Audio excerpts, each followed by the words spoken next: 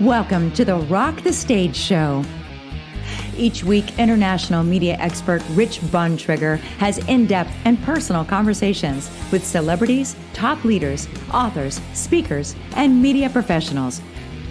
Now, from the Rock the Stage studios, here's your host, the Trigger, Rich Bontrager. Welcome back to the Rock the Stage Show. It's Sunday night, and the Trigger back with you here for another amazing conversation, insights. Tonight, we can help your business. Tonight, we can help you. Tonight, we can get you a deeper connection, perhaps, than you've ever had before. You know, in a world that's louder than ever, genuine connection has become the rarest form of communication. I'm talking real connection. What are the secrets to great leadership? Storytelling, influence wasn't about speaking more or speaking louder, but about connecting better and deeper. This week, we're diving into the art of meaningful communication, how to bridge the gap between talking and truly making an impact. Emmy Award winner, National Speakers Association Hall of Fame speaker Mark Scharenbroich is with me today. He's known worldwide for his powerful messages of making meaningful connections. Based on his award-winning book, Nice Bike, Making Meaningful Connections on the Road of Life. Mark helps audiences discover how to truly acknowledge, honor, and connect with others, both at work and in life. Welcome to Rock the Stage Show tonight, Mark Scharenbroich. Come on in, and we're going to make a new connection tonight. It's Rich the Trigger. Hey, Rich. I love that. Louder or deeper. That's a great one, Rich. I actually use that with virtual leadership. So I blended our tags together. How do you like that? I love it. We made a connection already. It's so true. Is it the loudest one in the room or the one that truly knows how to connect deeper with others? And I think a lot of leaders struggle with that, don't they? They think bang the desk, stand up, do the big pumped up thing. And somebody that pulls them to it. But really, it's the heart that matters. There's a lot of leadership styles. I mean, if you go back, I guess I can say our age. Yeah. We're World War II buffs. We were brought up with that. And the difference between Eisenhower and a Patton. Patton was the loud guy. Patton was the follow me. Patton and Eisenhower was the very quiet, thoughtful. Both led. Both were incredible. Yes. But I think the biggest thing about each of them, they're connected to their troops. Mm-hmm. Whether it was Patton leading tanks across the road, go this way, or the famous scene of Eisenhower before D-Day of visiting the paratroopers and talking to them before they got on their planes. It's that connection. One was loud and one was thoughtful, but they both connected deeply with those that followed them. Well, it's interesting because you're also picking up on the other thread. It's about community. They were talking to their community, their team. I don't know if everyone sees it that way. I don't think they see it as I'm talking to these community and I need to care about these troops, these people. You think that's one of the missing links as well? We don't see it that way? I did some work with Cargill, based out of Minnesota. Yeah. One of the largest privately held companies. Grain, they feed the world. Yeah. And I worked with the division that Dan Dye headed it up. Amazing leader. And Dan said something that really hit me about leadership, that he said every follower, every team member has 4 questions of their leader. Number 1, where are we going? Number 2, how are we going to get there? Number 3, are you on this journey with me? Do you have my back? And number 4, do you care about me as a person? Yes. If I know where I'm going, how we're going to get there, I'm with you on this one. And I care about you as a person, as a leader. You do those 4 things, you've got a team. I think leaders focus on the first 2, and I think they're very deficient in the second 2 very often. Would you agree with that? It depends if it's a successful company or not. If they're successful, they're hitting all 4. How intentional do you have to be on that, to stay on that? Because some leaders get very frustrated. I've repeated myself. I've done it over and over. But leaders have to keep doing it, whether it's vision or this human connection side. They have to stay on it, right? I think yes. I mean, it's always going back to the basics. You are a huge Green Bay Packer fan. Yes. And Vince Lombardi has so many great quotes. Yes. But one of them was, they were struggling on something. And Vince Lombardi, they're having a bad practice. Vince have already called the timeout to his team. He said, get in here, everybody. And he held this up. He said, this is a football. Let's go back to the basics.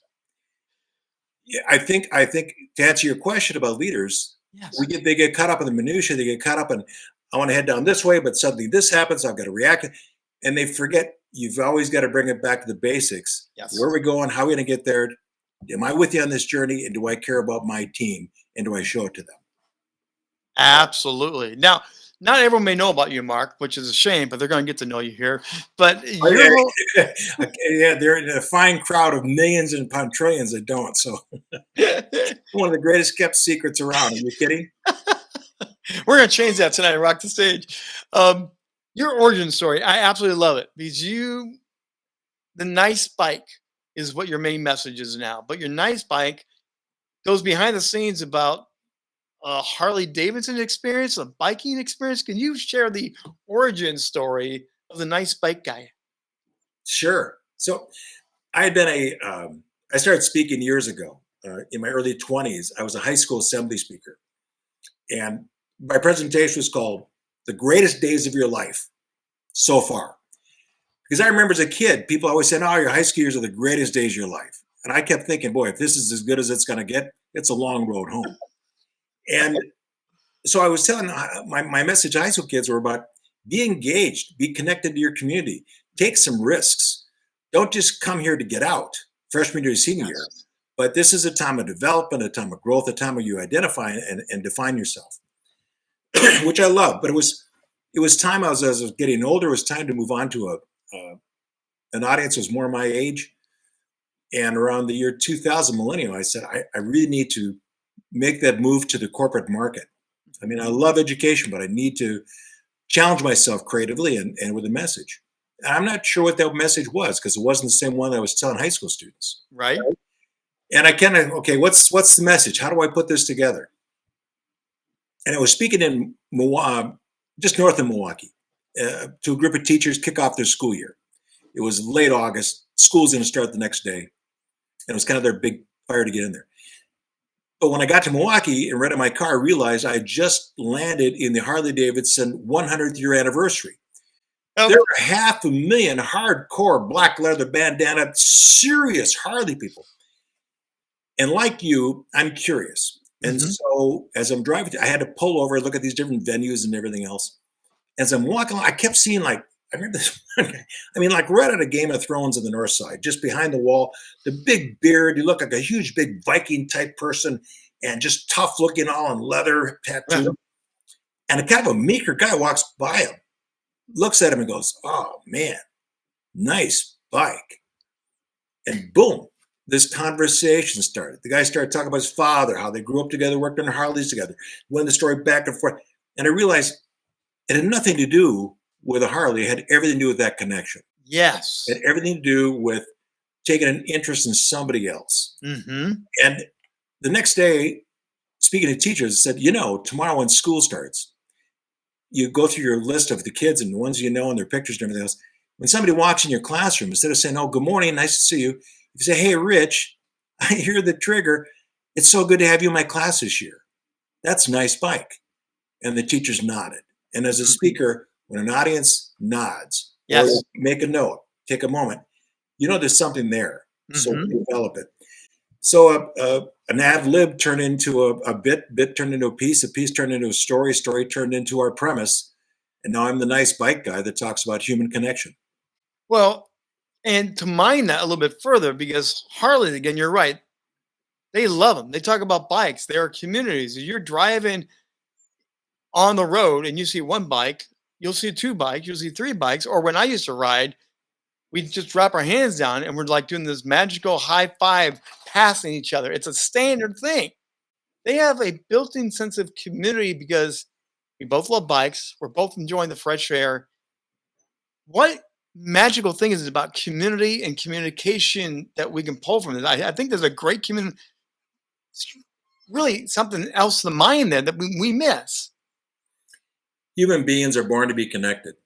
We're born to be part of a tribe, a group, a belief system, a spiritual belief, we need to be part of a family, a school. We need to be a part of something, because if we don't, we're right back in middle school on the outside looking in, waiting for somebody to wave us into their cafeteria table at lunchtime. In the meantime, carrying that tray of food, looking for a place to sit, is the most horrifying moment in a little kid's life.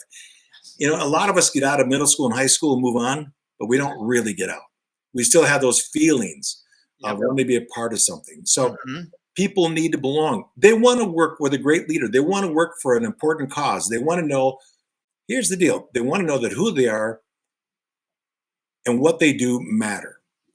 And if people know that who they are and what they do matters, and they're part of a team doing something important, boom, you got it.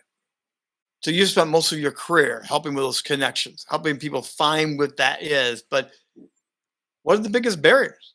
What are the things that get in the way of those connections sometimes when you want it, you're trying, but it just won't happen? Okay, number one, technology, the cell phone. Yep. Well, I mean, to me, the two greatest inventions ever to connect human beings, number one is right behind me, fire. Whoever came up with that one, bravo. I mean, hundreds of thousands of years ago, our ancestors sat around a campfire. Yes. And they talked about their beliefs and who they were and their dreams, and their fire was good. And the second greatest invention, these things. We're connected with people across the world at a moment's notice. We don't have to be at the high school 20-year reunion to keep up with people. But just as fire burns us, so do these. I mean, you spent some of your life in Minnesota, 30 years. Yeah. I remember I was at a restaurant not too long ago, and I walked in and saw a family of five at a round table together. They all had their heads bowed. And I thought they were doing a prayer, which, wow, I see that in the deep South, but not so much up here in Minnesota. Right. You know, it's a nice thing. Yep. And when I got closer, I realized they weren't taking a moment to say thanks. They were all staring at their screens. And I thought, what a wasted moment. Yeah. There's an expression about calling to break bread together. It's, you know, why waste those moments? Well, when you talk about the fire, how many great fire pit conversations have you had? Whether you knew people or not, by the end of the night around the campfire, you know everybody. Right. There is something magical about building that community, getting away from everything, but the warmth, the smell, the outdoors. Sometimes those elements help us. What other elements are there that can help us build better connections, do you think? I think, you know, you ask about what keeps us away from white. Yeah. Because it's so funny. There's never been a time where we are so connected through social media, through the tech tools that we have. Yes. Yet it's like being on a raft in the middle of the ocean and dying of thirst. Because for whatever reason, people are so isolated. Yes. And there's a number of different reasons for that, depending on somebody's background, where they're coming from. But the real question is, you know, as a leader, how do we bring those people in? Right. Well, here, a recent study was done in Washington, D.C., where I currently live. D.C. was ranked the loneliest place in the United States. Mm. Now, think about the leaders, the influencers, the communities we have here. At the same time, the community rotates every 4 years at least because of the election cycles and who's in, who's out. How do you build connection? I think one of the greatest tools a leader has is curiosity. To be curious, there's a great quote that changed my life by Barbara Jordan, a representative from Texas to Congress way back when. She was on 60 Minutes, and seriously, the quote changed my life. She said, "It's more important to be interested than interesting." So many of us feel that, and because as a Minnesota kid, and you spent 30 years here, as a Minnesota kid, I always felt like, well, to have people like me, I've got to be interesting. I've got to have something special out there. I got to prove myself so people can like me, so I can like myself. It's a stupid way of thinking. And when I heard that, it's like, you know, because people from California and New York, they're interesting. They just are. Right. People from Minnesota, we're just chilled. We're just cold. We're just waiting. We're Minnesota nice. Yeah, Minnesota nice. And so what she taught me was to be curious, to be more interested in others, to ask questions. I don't have to have the answers. but I have to have the curiosity. So for leaders to be curious, I'll give you a good example of that. Yeah. I had a grocery store called Fresh Promise that we went to for a long time. One of our baggers, a young gal named Gabby, high school student, and she was appropriately, her nickname was perfect. She was Gabby. She was a talker. Every article that went in the bag, she had a comment on. And I said, I was telling her, she was amazing. She says, you really like this, don't you? I love it. So what is it you like working about here? And she talked about the manager of the store, that he took an interest in her, and for an award, instead of employee of the month, little picture on the wall, he found out that she was huge on dogs, loved dogs. That was her deal. And there was the dog whisperer. What's the guy's name? Oh, Caesar. Is it Caesar? Anyway, yeah. Who's the dog whisperer? Anyway, he had a lecture in Minneapolis, and the store manager got tickets for her and her parents to attend the lecture as a way to say, you're an outstanding employee, an outstanding team member. You're great with our people. Employee of the month, it's nice. Yeah. But to know your people well enough to know what their triggers are, their hotspots, what would be cool for them, and to reward them in that manner, A, to take an interest because you're curious, Right. but B, to acknowledge them and honor them with something that's important to them. So let's mind that. How do we do that better? Because the schedule, the meetings, the noise, again, the social media noise, how do you mind those relationships to get those insights so you can do what you said? How do we do that? One person at a time. Like any other problem we solve, it's one person at a time of taking that interest. And more than that, of creating a culture where the rest of the team members do that. I saw this happen, especially, speaking in high schools, the first 20 years of my career, Yeah. it's like a petri dish. It's like this great experiment. And that high school principal, I could speak at a school 1 year, come back 3 years later, and there's a new principal there, completely different culture. Yes. Because kids and teachers respond to leadership more than any other group out there, of what that leader can do. When that leader up on top creates that team of leaders that really go after everybody, following, number one, the core values. I think if you ask, go to any company, go to any store, go to any place, and ask them, hey, what are your core values of this company? And it's an employee handbook. Let me go to the file, see if I can find it. Right. Right. Yes. If you go to Culver's, Craig Culver out of Wisconsin, Yes. The hamburgers, fast food. You go into a Culver's and ask them, hey, what are your core values here? Go up, anybody. And boom, boom, boom. They'll give you their 4 core values right off the top. Yep. Culture. So it's so important to Craig Culver at Culver's, his name's on the business, that he has every manager, every store manager, every team leader know what the core values, and continually, hey, this week it's core value number 1. Let's talk about that this week, see how we can pull it. Going back to the core value, it's the moral compass that every leader needs. So I think as individuals, next time you're on a plane or next time you're chatting with somebody at a reception or someplace, go, hey, I'm just curious. What are your core values? Because I had that happen to me, Rich. Did you? Oh, I was in Las Vegas. I was speaking at a big event, and the sound tech in Vegas. You've been in Vegas where it's a big set. Somebody's working sound, they're doing lights, and this guy was the guy. Vinny grew up in New Jersey. What are the odds of that? And he personally Mike Frank Sinatra's last show in Vegas, 4 presidents. The guy was the guy. Wow. Great stories. But in the middle of it, he looked at me and said, I'm just curious. I'd like to ask people this. What are your core values? And I stumbled. I went, to be nice, leave the campsite better than how you found it. And on the flight home, and he showed me a tattoo on his arm. Yeah. Respect, honor, loyalty. What he said after that was so good. He said, these are my 3 core values.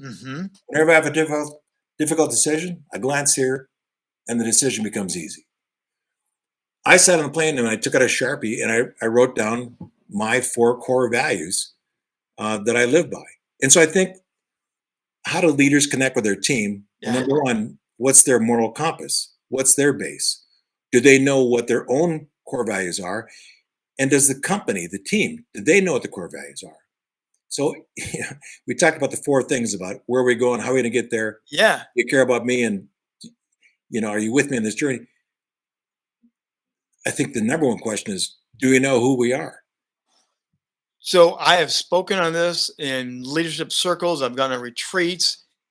I bang on this thing that we're talking about, the core values. They don't know them. They don't apply them. And one of the reasons I talk about core values is if you do have a tense time, your core values should guide you through that tense time, whether it's respect, whether it's honor, uh, integrity, things like that. You can talk about the pain points because you have those foundational principles to help guide the conversation. We're not going to come unrailed. We're not going to, lie to each other. Integrity, truth. It helps in so many different ways, but with leaders, they don't impress upon people who learn and believe in these values across the board, the entire building, the entire office place. Why are leaders afraid to do that? Is it fear? I think sometimes the obvious gets right past us in life. It was like, of course I have core values. I had never sat down and really thought about it and stated them. But when Vinny asked me that question, it was a stop, drop, and think. And so I think, step number one is because A, to take the time to really think about it for yourself Right? and how important it is. But B, there's a difference between the leadership team saying, hey, everybody, here's our core values, Right? adopt them, versus, hey, everybody, what steers our ship? What's our rudder? What's our moral compass? What do you think our core values can be? And maybe they won't use the word integrity. Maybe they use a short phrase that means it about to be honest and kind to each other. I mean, when the team comes up, people tend to support that which they have input on. Mm-hmm. Right? And so to have the team give us their input on what these core values are so they have ownership in it, then we'll support it. So it's the leader trusting their team to be as smart as they think the person that they hired. Put some faith in your people, and they'll bring that faith back to you. I mean, that's, again, human connection. There's my first time up in Alaska speaking up there, I remember talking to somebody and they said, our attitude in Alaska is real simple. We treat people like they're a valued human being unless they prove to us that they're not. Ooh. Because you might be up here and you might be stuck somewhere in the snow and the ice and everything else. And your life depends on others and the kindness of others. And we assume you're a good person unless you prove it different. Now, what are your four values? What are the four? Is it 4, 3? What are your core values for you? It's different for everybody. It could be 3, it could be 5, it could be words. But one is campsite. I believe in that. Leave the campsite better than how you found it. The world should look better behind us than it is in front of us. Mm. The other one is loyalty. I believe in loyalty to a fault. I've been with State Farm Insurance for 35 years. I could save a ton of money with Geico, but Jim has been loyal to me. I'll stay loyal to him. Old Spice. I still wear Old Spice. Very, very expensive.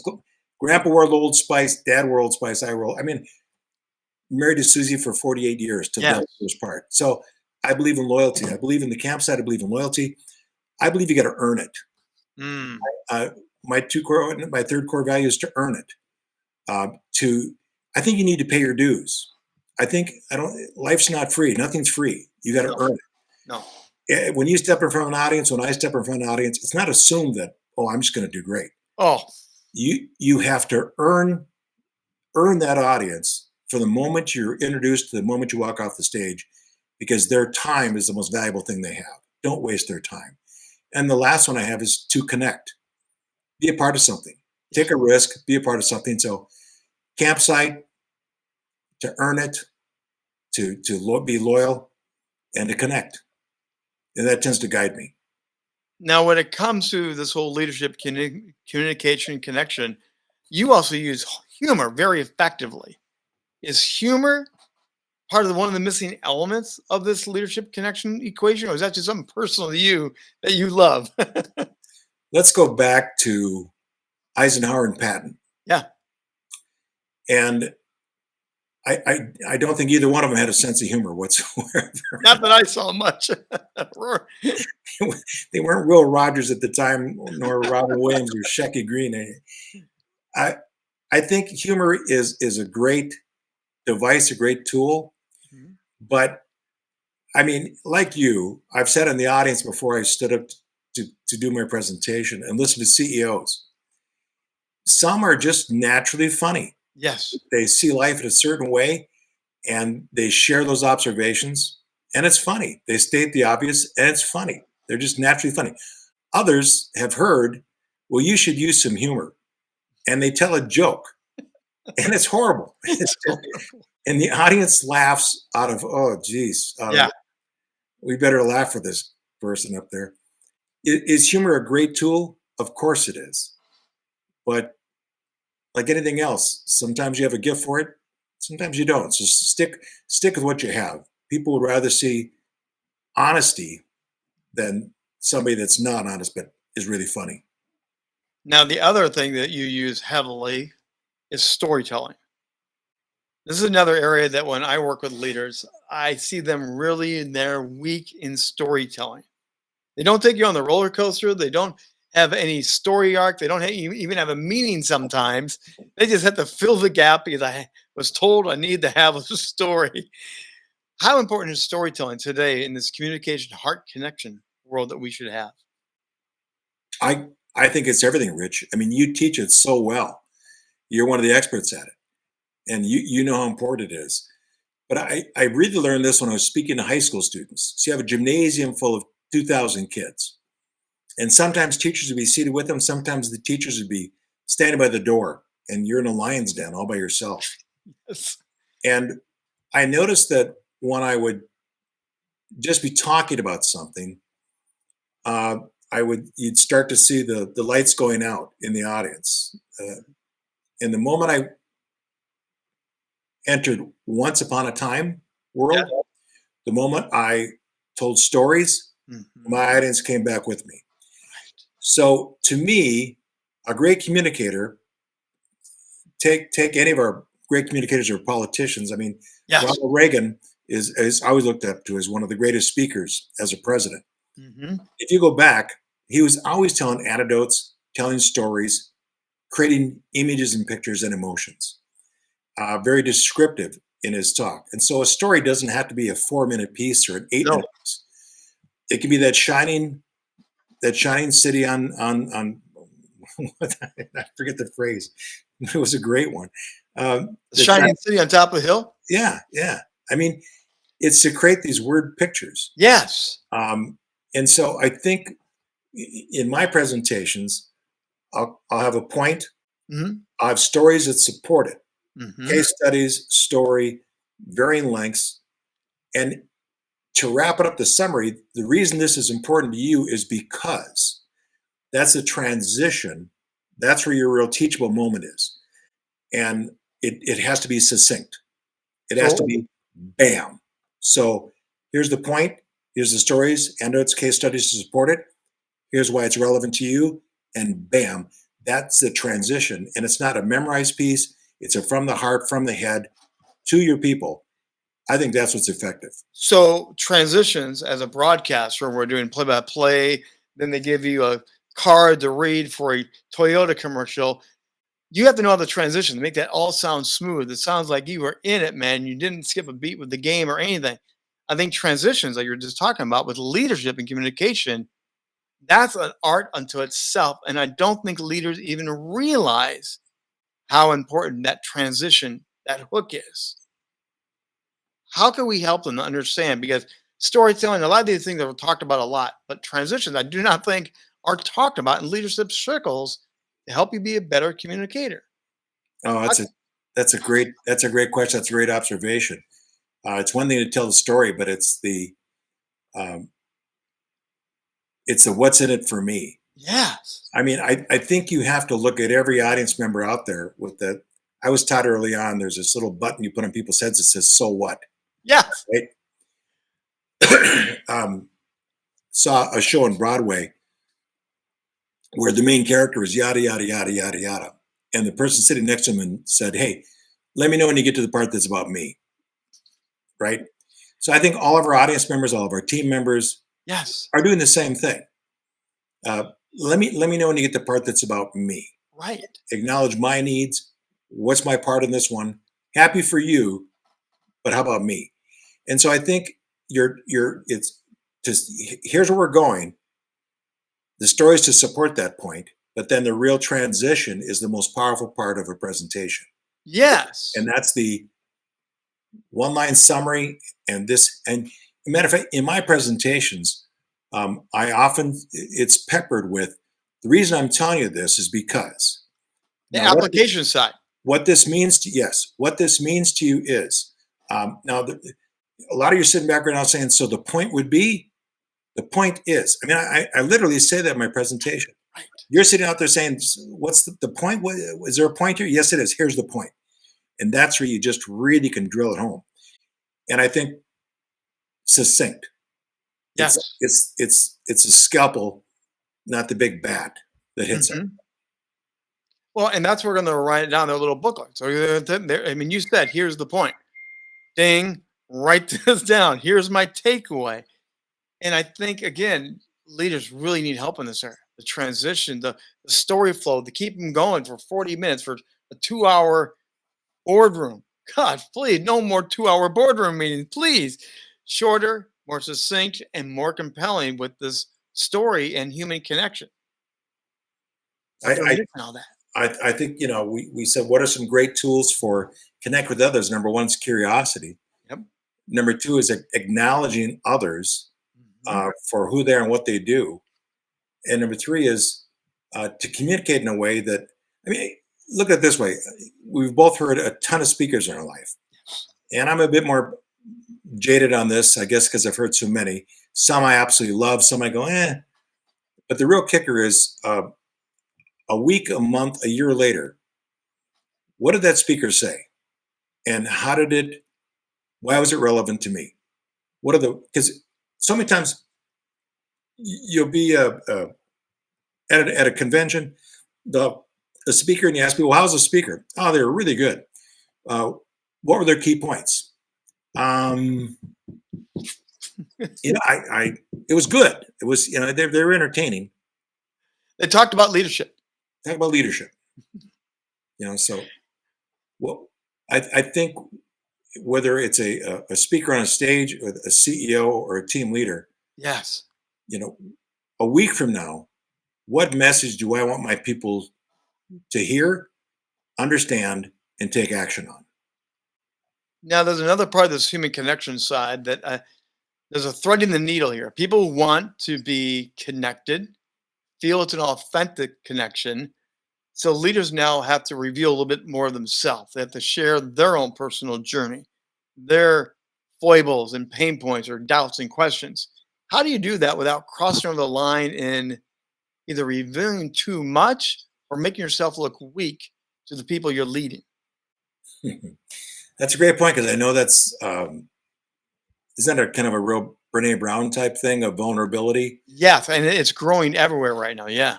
And I saw, you can see CEOs that are coached in that realm. Yeah.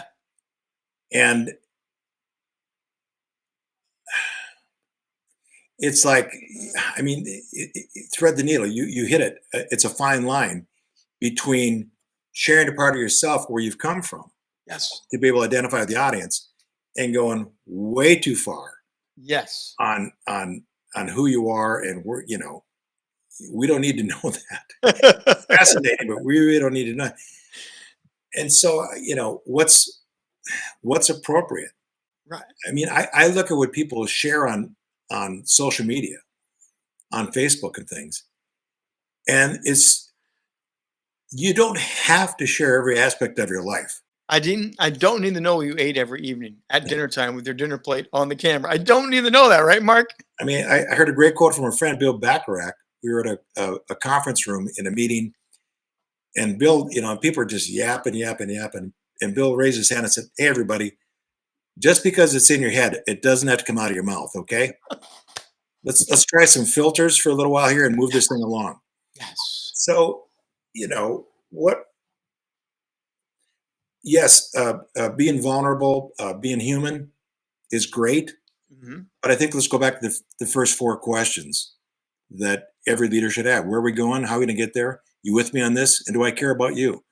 And if you can demonstrate those four, you can lead a team. Which is easier, the speaking to the school assembly or speaking to an assembly of CEOs for you? When I was younger, speaking to CEOs was incredibly intimidating, and I loved my high school audience. Today, a group of CEOs is incredibly fun, and high school students are incredibly intimidating. So, as your life and expertise changes, your audiences change too. Mark, we're going to bring up your website here. I want people to take a look at this, get to know you better. What are they going to find when they head on over there and scan the QR code? They'll see my messages on connection. My messages, you'll see our videos, some of our videos that we've done, and resources that are available to them. Make sure you go check You it never, out. I don't. Why you have a QR code? That's so cool. I don't even have a QR code, and I have mic envy. I have this little tiny little thing right here, and if I had a mic like yours, I could rock it. We can hook you up, man. I gotta get it. I gotta get it better. That's what we do here at Rock the Stage. No, I gotta get a better mic. I tell you. So before I let you go, I do have a couple of fun little questions. I do something kind of unique every time to get to know you more, to take a step deeper inside your mind and your heart. Um, what's your most surprising or funny connection moment you've had on the road? You've traveled, you've spoken, but what's been the funniest incident that you remember? Like, I did not expect this to happen. Oh, I wish I was ready for that one. Um, Actually, it wasn't the incident. It was what happened afterwards. Okay. One of your guests was Scott McCain, who I Yeah. absolutely adore, a Cavett Award winning in the speaker's world, Hall of Famer. But we got into a bit of an argument at a convention together because we were talking about things that have happened to us, funny or good or bad. And I had a gentleman that was in the third row that kind of fell over. He kind of fainted in the middle of my presentation. And McCain said, "Well, I had a guy that died in the back row." I said, "Mine's much worse." He said, "What are you talking about? My guy died." I said, "My guy just fell over. Everybody could see it. Your guy's in the back row. He died, unfortunately, but they couldn't even notice. They didn't see what was happening back there." So it wasn't really what happened. It was tragic for both of us and for the gentleman involved. But it was us comparing notes about which one was worse. That's horrible. You can take that one out later on. No, one final one before we let you go here today. You're known for that humor. You're known for all the heart talk that you do. If you could have one famous comedian, dead or alive, join you on stage, who would it be to help that comedian help you share about connecting with the heart through humor? I saw Jerry Seinfeld in Minneapolis. I was in the fourth row. And for the first 15 minutes of his show, I didn't laugh because I was in complete awe Really? of Jerry Seinfeld. It was because he is so amazing at his preparation, his writing, his understanding of humor. I'm terrible at telling jokes. I have one joke in my entire presentation that's a joke. Other than that, it's observation humor. I don't try to be funny. Yes. It's just some things that I say are funny. You had Tim Gard on your show, who is absolutely amazing. Tim's incredible, but Tim understands humor and sets it up and knows why it works. I just say things that might make people laugh, and sometimes they do. And then I say it again, and people laugh again, and I stick with it. So I don't understand what works or what doesn't work or why it works. Mhm. I just know that what I'm seeing and feeling is probably very similar to what other people are seeing and feeling. And when we share those moments together, a revelation of, "Hey, did you notice that?" And people go, "Yeah," and they laugh. So it's not that you have to be a famous comedian to understand humor. Yeah. It's to look at life and see what might be odd or different, or if it's funny to you, it's probably funny to a lot of people. I totally agree. What would be the best way to land the plane today for you? Help us with the best advice you could give to bridge that gap between talking in truly connecting? I'm going to go back to the quote that I used from Barbara Jordan. It's more important to be interested than interesting. If I'm on an airplane or at a reception where I don't know people, I'm curious. I don't like talking about myself off stage very much, but I'm curious about other people. I want to know their story. And when I ask people questions, whether it's for a short visit or a long plane ride, 9 out of 10 people answer every question I ask them, and we have a good conversation. 1 out of 10 says, "Hey, how about you? What's your story?" Right. That's called a conversation. So I think one of the greatest tips for people out there to communicate with others, be the 1 out of 10. Be the one that says, "Hey, how about you? What's your story?" And acknowledge others. If you go to the airport, TSA has a sign up that says, "If you see something, say something." It's on the good side of life too. If you see something, say something. Acknowledge others, honor them, and connect with them. That's the real message. Mark Scharenbroich, thanks for being on Rock the Stage tonight. You rocked it. Beautiful. Thanks for your time. Great spending time with you, Rich. It's been a hoot. Mark Scharenbroich, again, you want to hit that QR code if you're watching this. You want to go learn more about him. He's an author. He's a speaker and a leadership communication expert. And I want to go back to the beginning again to talk about this is about making deep connections. We can all make shallow, quick connections. We can all bang, bang, bang and say, I got 500 new friends and likes on social media. What Mark is talking about, what we're talking about, is making real connections that make a real difference in people's life. And as a leader in the world today, people are so lonely. They're craving for attention, but not just attention. They're craving for connection from you, the leader, to know you're in it to win it with them. Think about it. Come back next week. We're going to do it again. We'll be right back here Sunday night, 7 p.m. Eastern time for another edition of Rock the Stage Show. Join us and share your thoughts on what you got out of this episode when you see it and we replay it. Until next week, I'm the Trigger, Rich Bontrager. We'll see you next time on Rock the Stage Show.